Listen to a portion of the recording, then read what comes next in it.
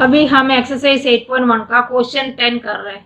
In triangle P Q R right angle at Q P R plus Q R equal to 25 centimetre and P Q equal to 5 centimetre determine the values of sine P cos P and tan P. In triangle P Q R right angle at Q, triangle P Q R right triangle है, उसमें angle Q 90 degree है, P R plus Q R का value 25 centimetre है और P Q का major 5 centimetre है। Determine means हमें find करना है values of sine P cos P and tan P. Angle P का ट्रिग्नोमेट्रिक रेशियोज फाइंड करना है। उसका मतलब एंगल पी एक्यूट एंगल होना चाहिए, 90 डिग्री क्यू में मार्क करना है, वर्टेक्स क्यू में 90 मार्क करना है। सबसे पहले हम एक राइट ट्रायंगल ड्रॉ करेंगे क्योंकि ट्रिग्नोमेट्रिक रेशियोज राइट ट्रायंगल में होते हैं, ये हमें पता है। राइट ट्रायंगल, ट्रायंगल का नाम है P Q R right angle at Q, तो 90 डिग्री क्यू में है और ट्रिग्नोमेट्रिक रेशियोज एंगल पी का फाइंड करना है, तो एक्यूट एंगल पी को बेस में मार्क किया, पी का ट्रिग्नोमेट्रिक रेशियो फाइंड करना है। पी क्यू का मेजर दिया है, पी क्यू का मेजर 5 सेंटीमीटर गिवन है और पी आर और क्यू आर का सम गिवन है, सेपरेट नहीं पता। तो हमें पता है ये ट्रिग्नोमेट्रिक रेशियोज फाइंड करना है, तो पहले परपेंडिकुलर बेस हाइपोटेन्यूज ये सब मार्क करना है। हमें एंगल पी का फाइंड करना है ना, ट्रिग्नोमेट्रिक रेशियोज, तो पी का फाइंड करना है। तो सबसे पहले ये देखना 90 डिग्री के ऑपोजिट में जो साइड है वो हमें पता है हाइपोटेन्यूज होता है और हाइपोटेन्यूज का आर्म छोड़ के, ये आर्म छोड़ के वर्टेक्स पी में ये आर्म अभी रह गया, ये होता है एंगल पी का बेस। तो ये बेस है, ये बेस, फिर इसके ऑपोजिट में जो साइड है वो होते हैं हमारा परपेंडिकुलर। तो हमें बेस मिल गया, परपेंडिकुलर मिल गया और हाइपोटेन्यूज मिल गया। और ट्रिग्नोमेट्रिक रेशियो फाइंड करने का आसान तरीका मैंने बता दिया था, याद करने का, P B P H H B, P upon H sine होता है, B upon H cos, P upon B tan, B upon P क्या होता है cot, H upon B sec, H upon P cosec. इसमें पी परपेंडिकुलर है, B base है, H hypotenuse है। और याद करने का तरीका क्या था, पंडित बदरी प्रसाद हर हर बोले, ऐसे याद कर सकते हैं। और हमें पहले गिवन लिखना पड़ेगा, given in triangle P Q R angle Q 90 degree given है और क्या गिवन है, पी क्यू का measure P Q equal to 5 centimetre ये भी गिवन है and P R plus Q R equal to 25 centimetre ये भी गिवन है। P R plus Q R का मेजर 25 सेंटीमीटर है। इन दोनों का लेंथ का सम 25 सेंटीमीटर है। ट्रायंगल कौन सा है, पी क्यू आर, तो इधर आर मार्क करना है, P Q are. P R plus Q R का मेजर कितना है 25 सेंटीमीटर। और हम इसमें से इन दोनों में से किसी एक को एक्स लेते करते हैं, तो क्यू आर को एक्स मान लो, Q R equal to x.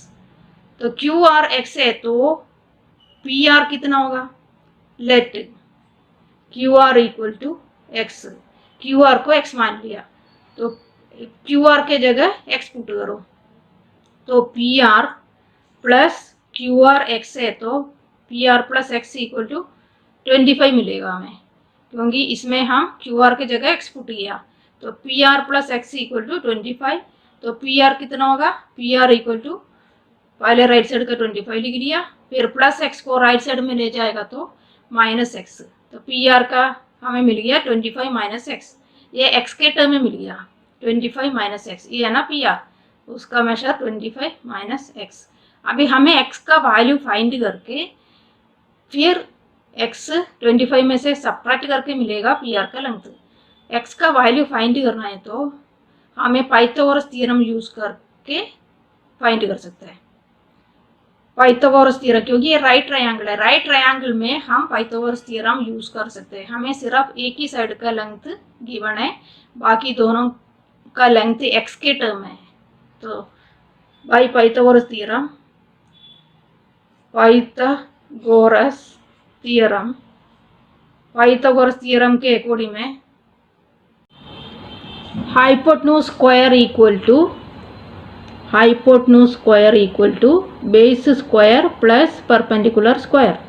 Hypotenuse हमारा कौन सा है? P R. Hypotenuse square means P R square equal to base हमारा पी क्यू है, base square means P Q square plus perpendicular हमारा कौन सा है? R Q square. P R square equal to P Q square plus R Q square. P R का measure कितना है?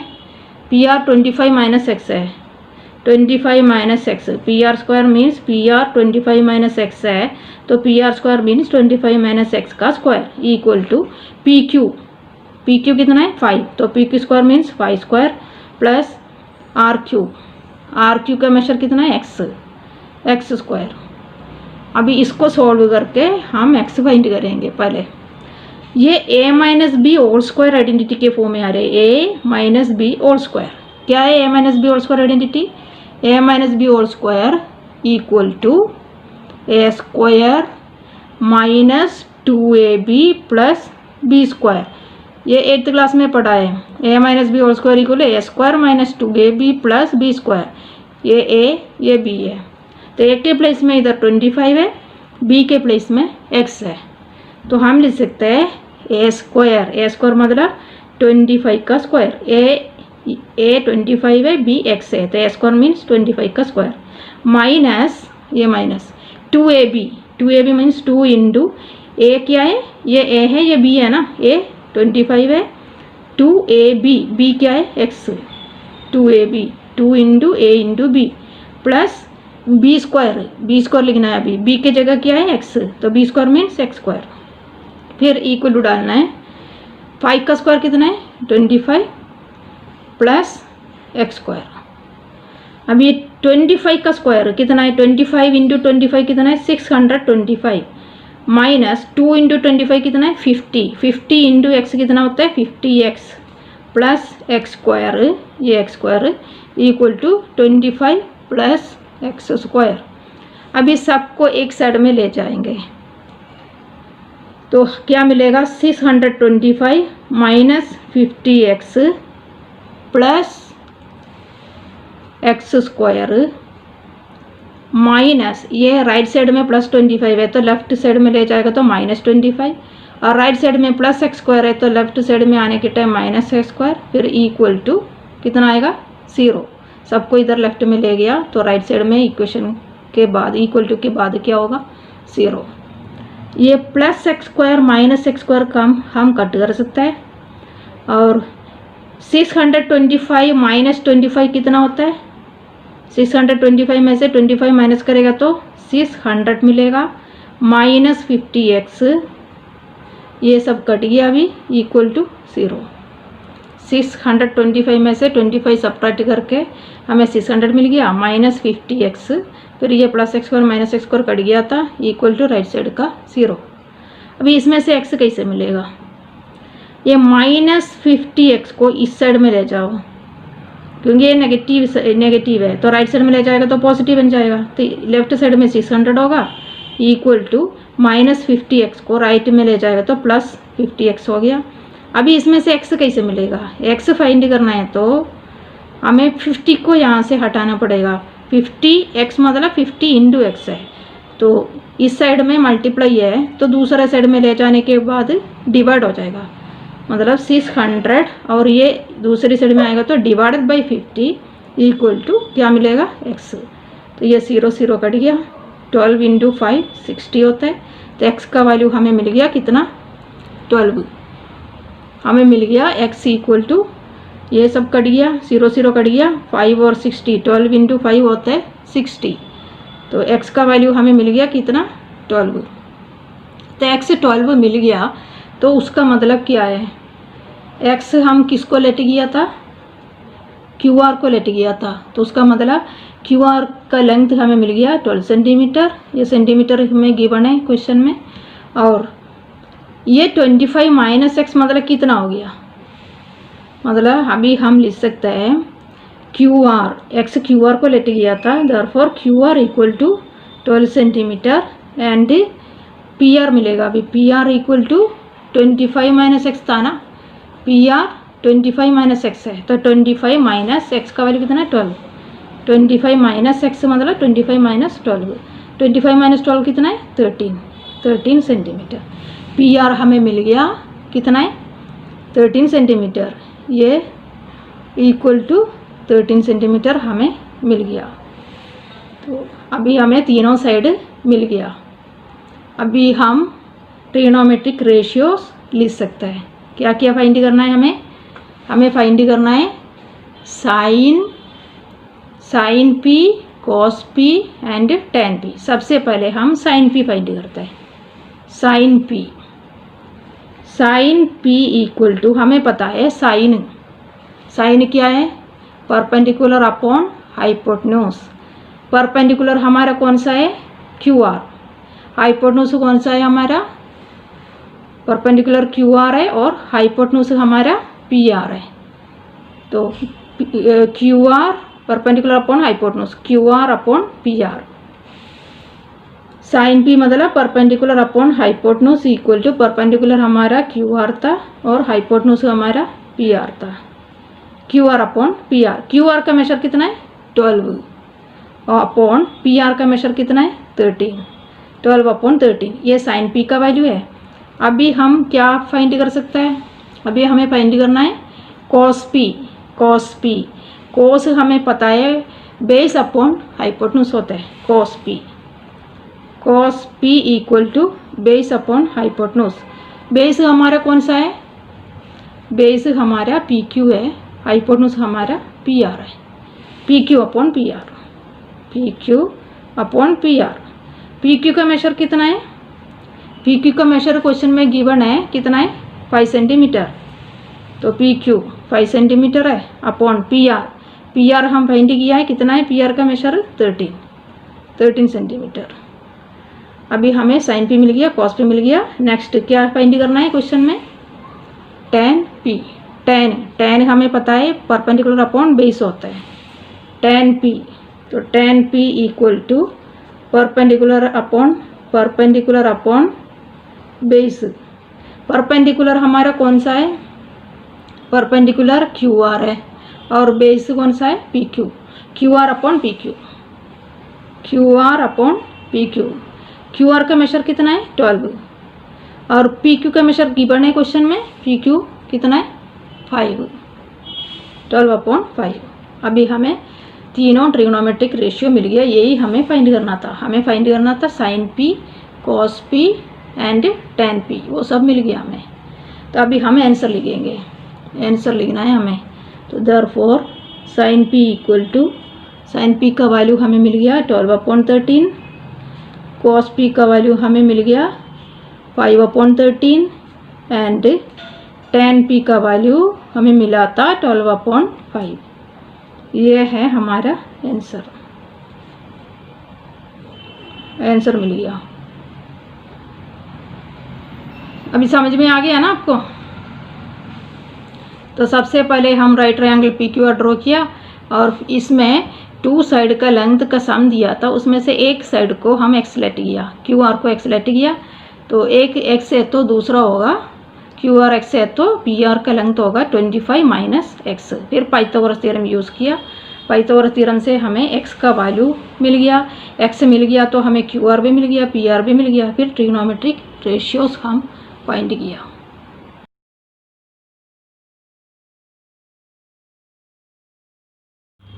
अभी हमें एक्सरसाइज 8.1 का 11th क्वेश्चन करना है। State whether the following are true और फॉल्स, जस्टिफाई योर आंसर। हमें ये बताना है ये जो स्टेटमेंट गिवन है वो ट्रू है या फॉल्स है। Justify your answer, justify means reason बताना है, ट्रू है तो क्यों ट्रू है, फॉल्स है तो क्यों फॉल्स है। The value of 10a is always less than 1। First question ये है, 10a का वैल्यू ऑलवेज मीन्स हमेशा लेस देन 1 से छोटा होगा, 10a का वैल्यू हमेशा 1 से छोटा होगा, ये स्टेटमेंट में बता रहे। हमें ये चेक करना है ये स्टेटमेंट ट्रू है या फॉल्स है, रीजन भी देना है, 10a का वैल्यू चेक करना है। तो पहले फर्स्ट वर्ड करना है राइट ट्रायंगल ड्रॉ करना है, क्योंकि ट्रिग्नोमेट्रिक रेशियो चेक करना है। राइट ट्रायंगल में tan ए का चेक करना है। tan ए एंगल है तो एक्यूट एंगल होना चाहिए ए, तो बेस में एक्यूट एंगल को ए मार्क किया। 90 डिग्री को ए मार्क नहीं करना, क्योंकि ट्रिग्नोमेट्रिक रेशियो एंगल ए का चेक करना है तो वो एक्यूट एंगल होना चाहिए। और हमें अभी बेस, परपेंडिकुलर, हाइपोटेन्यूज ये सब मार्क करना है। 90 डिग्री सबसे पहले इसको नाम दे देते ट्रायंगल को, ये ए है, ये बी है, ये सी है, लेट करो। Triangle A B C let गया।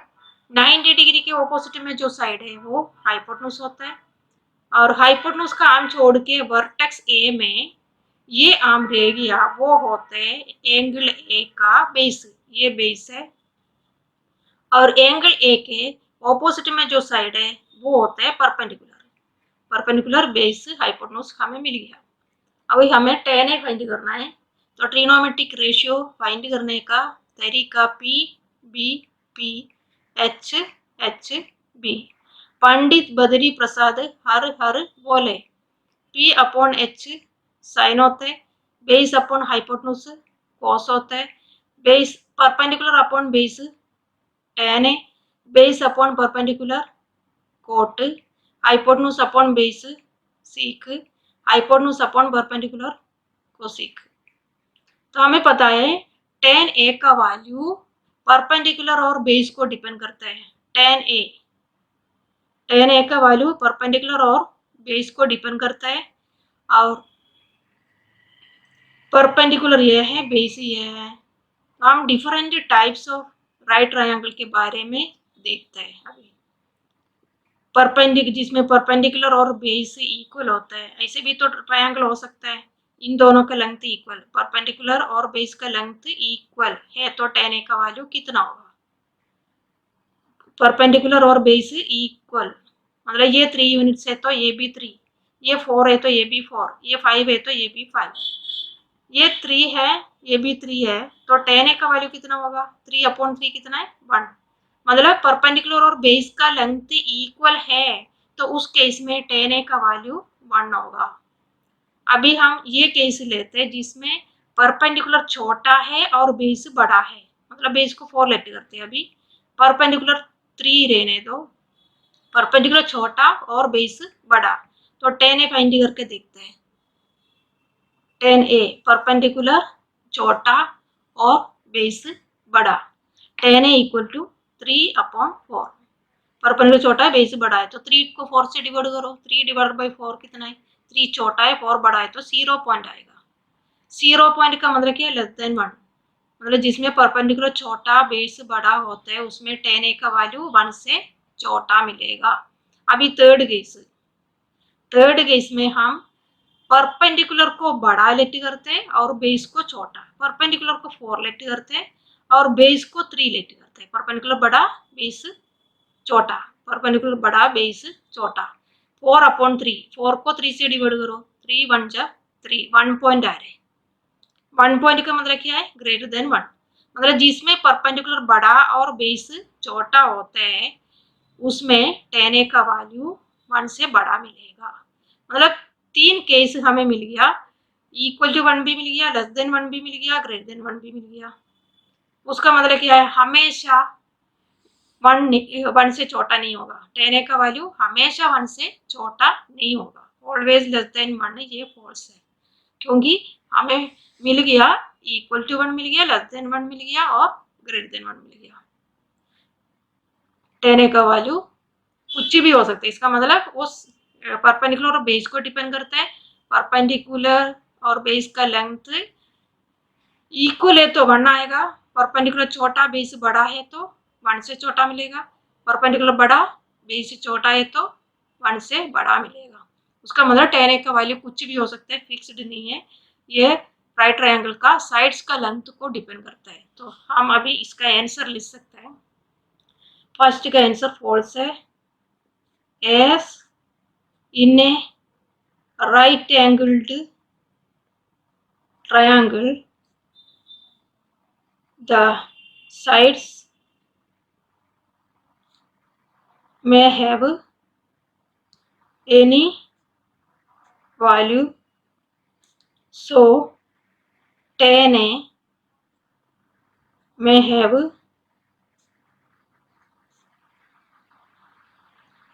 any value. tan A का वैल्यू कोई भी हो सकता है, साइड्स कोई भी लेंथ का हो सकता है, any length. So tan A may have any value. Right triangle में साइड्स का लेंथ कोई भी हो सकता है, इसलिए tan A का वैल्यू कुछ भी हो सकता है. तो ये स्टेटमेंट फॉल्स है. Second part, sec equal to 12/5 for some value of angle है. सीक ए का बारे में बोल रहे हैं. Sec A 12/5, sec A equal to 12/5. ये पॉसिबल हो सकते बता रहे क्वेश्चन में. हम अभी चेक करेंगे ये पॉसिबल होगा या नहीं. सीक सीक हमें पता है हाइपोटेन्यूज अपॉन बेस होता है. हाइपोटेन्यूज अपॉन बेस हमें पता है कि राइट ट्रायंगल में सबसे बड़ा साइड कौन सा होता है, हाइपोटेन्यूज होता है. हाइपोटेन्यूज 12 दिया है, बेस 5 दिया है. हाइपोटेन्यूज 12 दिया है और बेस 5 दिया है. तो ये तो पॉसिबल है क्योंकि 12 बड़ा है, 5 छोटा है. सबसे बड़ा साइड कौन सा होता है राइट ट्रायंगल में, हाइपोटेन्यूज होता है. तो इधर तो 12 बड़ा ही दिया है और 5 छोटा ही दिया है. हाइपोटेन्यूज बड़ा, 12 बेस छोटा दिया है, इसलिए हम सी के इक्वल टू 12/5 ये पॉसिबल है. 12 को 5 से डिवाइड करेगा तो क्या मिलेगा, 12 डिवाइडेड बाई 5 कितना है, 5 2 जा 10, 2 रिमाइंडर है, मतलब 2 पॉइंट आएगा. 2 पॉइंट का मतलब क्या है, ग्रेटर देन 1 है. 12/5 का वैल्यू क्या है, ग्रेटर देन 1 है. तो मतलब सी के का वैल्यू ग्रेटर देन 1 हो सकता है क्योंकि राइट ट्रायंगल में सबसे बड़ा साइड कौन सा होता है, हाइपोटेन्यूज. तो न्यूमरेटर बड़ा, डिनोमिनेटर छोटा, तो उसका मतलब वैल्यू 1 से बड़ा मिलेगा. न्यूमरेटर बड़ा, डिनोमिनेटर छोटा, मतलब क्या है, वैल्यू 1 से बड़ा मिलेगा. मतलब सी के का वैल्यू 12/5 ये पॉसिबल है क्योंकि सी का हाइपोटेन्यूज अपॉन बेस है. हाइपोटेन्यूज सबसे बड़ा साइड है, इधर तो बड़ा 12 है, 5 छोटा ही दिया, बेस छोटा ही दिया, इसलिए ये ट्रू है. True S in A right angled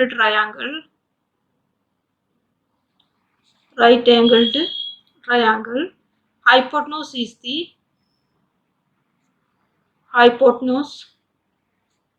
the longest side.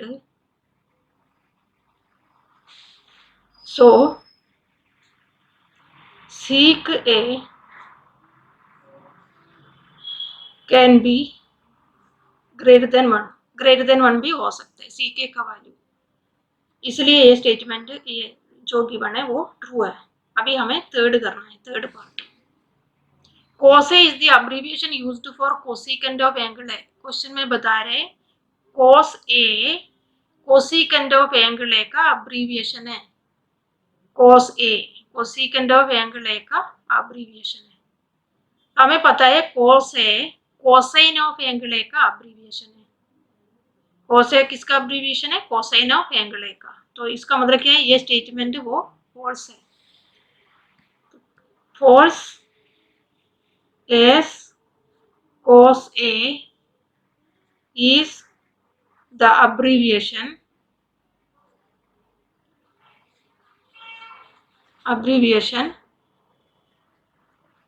used for cosine of angle A. cosine of angle A, cosine of angle A का abbreviation है cos A. इसलिए ये स्टेटमेंट जो गिवन है क्वेश्चन में वो फॉल्स है. Next, cot A is the product of cot and A. Question में बता रहे हैं कोट ए का मतलब कोट एंड ए का प्रोडक्ट है, मतलब कोट ए को कोट इंटू ए लिख सकते हैं, ये बता रहे हैं. ऐसे नहीं लिख सकता है क्योंकि कोट एंड ए का प्रोडक्ट नहीं है. कोट और ए को सेपरेट सेपरेट कर दिया तो वो मीनिंगलेस है. तो ये क्या है, फॉल्स. फोर्थ पार्ट का आंसर क्या है, false. False as coat A is not the product of coat and A. Cot A का मतलब कोट एंड ए का प्रोडक्ट नहीं है और cot and quote separated from A is meaningless. Cot A में से सेपरेट हो गया तो वो मीनिंगलेस है. Fifth part, sine theta equal to 4/3 for some angle theta. Sine theta का वैल्यू 4/3 है. ये हो सकता है, क्वेश्चन में बता रहे ऐसे हो सकता है. साइन थीटा का वैल्यू 4/3. हमें पता है साइन क्या है, साइन परपेंडिकुलर अपॉन हाइपोटेन्यूज है. Sine theta equal to perpendicular upon hypotenuse. तो हम चेक करते हैं ये 4/3 साइन थीटा का वैल्यू हो सकते हैं या नहीं. हमें पता है हाइपोटेन्यूज सबसे बड़ा साइड होता है, सबसे बड़ा साइड हाइपोटेन्यूज. इधर हाइपोटेन्यूज 3 दिया है, परपेंडिकुलर 4 दिया है. ये तो पॉसिबल नहीं है क्योंकि परपेंडिकुलर छोटा होना चाहिए, हाइपोटेन्यूज बड़ा होना चाहिए. हाइपोटेन्यूज बड़ा होना चाहिए, इधर तो हाइपोटेन्यूज छोटा दिए, परपेंडिकुलर बढ़ा दिए हैं, तो उसका मतलब ये फॉल्स है, ऐसे नहीं हो सकता है. 4/3 का वैल्यू फाइंड करो. 4 को 3 से डिवाइड करें तो 3 1 3, रिमाइंडर 1 पॉइंट आ रहे हैं. साइन थीटा का वैल्यू कभी भी ग्रेटर देन 1 नहीं मिलेगा. इधर साइन थीटा का वैल्यू 4/3 ग्रेटर देन 1 आ रहे हैं, तो साइन थीटा का वैल्यू कभी भी 1 से बड़ा नहीं मिलेगा क्योंकि हाइपोटेन्यूज लॉन्गेस्ट साइड होता है. ये लॉन्गेस्ट साइड है, तो हाइपोटेन्यूज लॉन्गेस्ट साइड है, इसलिए साइन थीटा का वैल्यू 1 से बड़ा कभी नहीं मिलेगा क्योंकि डिनोमिनेटर बड़ा होगा और न्यूमरेटर छोटा होगा, तो 1 से बड़ा कभी भी नहीं मिलेगा. साइन थीटा का वैल्यू 1 से बड़ा कभी भी नहीं मिलेगा. और हमें पता है इधर हाइपोटेन्यूज 3 दिया है, परपेंडिकुलर 4 दिया है, तो हाइपोटेन्यूज छोटा दिखा रहे हैं इधर, तो ये नॉट पॉसिबल है. तो false as in a right angled triangle, hypotenuse is the longest side, so sin theta cannot be greater than 1. Greater than 1 नहीं हो सकता है, इसलिए ये फॉल्स है. अभी हमें सबका सारा पार्ट के आंसर मिल गया.